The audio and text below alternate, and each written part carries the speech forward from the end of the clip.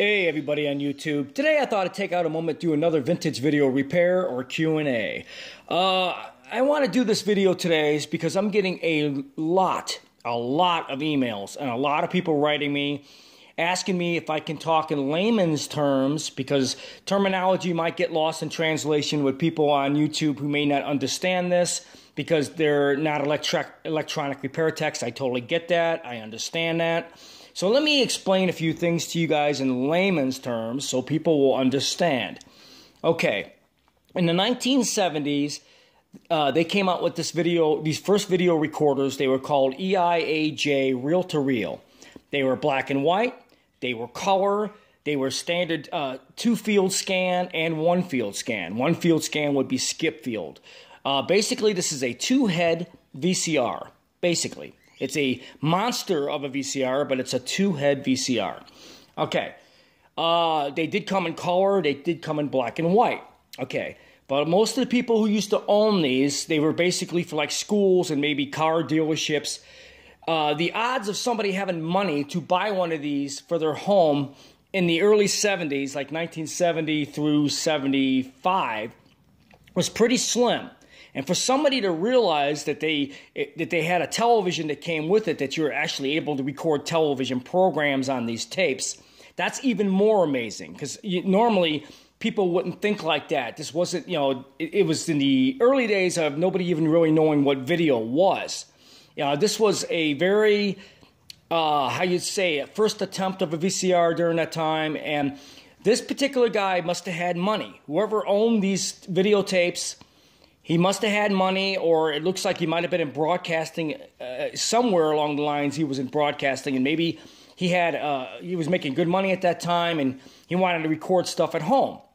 So it looks like maybe he bought the equipment.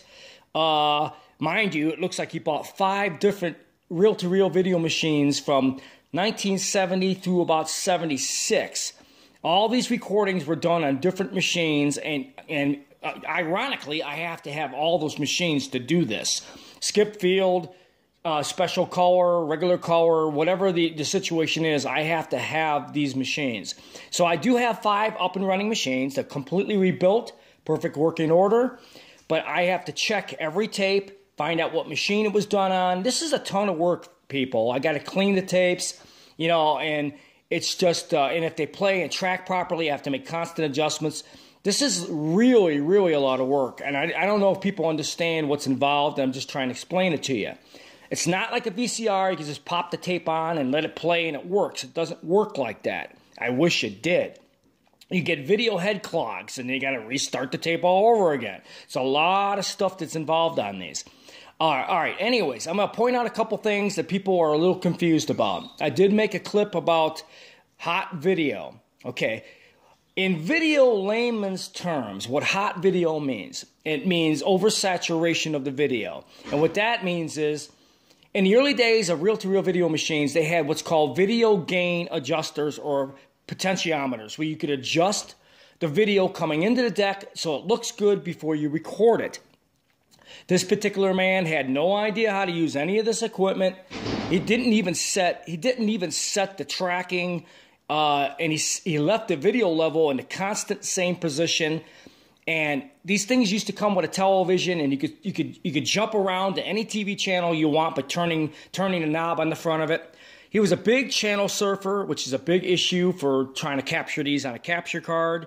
So there was so many problems with what this guy did at the time. But the video saturation or hot video is, most of these machines would have a control knob, which is a potentiometer, and you could adjust the video till it looked good. If you overturn that knob too high, the video starts blurring out really bad, meaning oversaturation or hot video, whichever is the case.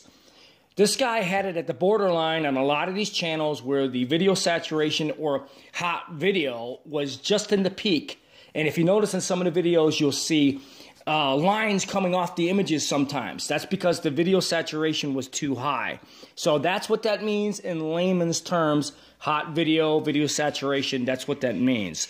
Also, a lot of these had very high audios, which some of it's correctable, some of it isn't. And the tracking is a video nightmare on these decks. All right, even though all my video machines are completely rebuilt and 100% working order, it's the way the tapes were recorded and the machines he used at the time, which were all in very poor condition. I mean, really bad condition. So I'm battling every aspect on every level to recover these. What you are seeing is a godsend for playback. Trust me, it really is. You have no idea how bad they look before I start. This stuff is really, really bad. Again, somebody asked me about how the tapes were stored, fingerprints all over them and all that kind of stuff. Yes, these are really, really poor condition tapes. This guy must have stored these in poor climates over the years. Storing them in a garage doesn't help either. And the video cases do nothing to protect the tapes. I mean, a lot of these tapes are so chewed up in the beginning before I even, pop them on. It's just ridiculous. From what I'm able to tell, this guy was screwing around. He liked commercials. He was jumping from channel to channel. That's why when I post two clips together, most likely it was from one tape. Because, he'd be jumping from channel 2 to channel 7 or whatever. So I'll take the best bits of both of them so I can upload one video.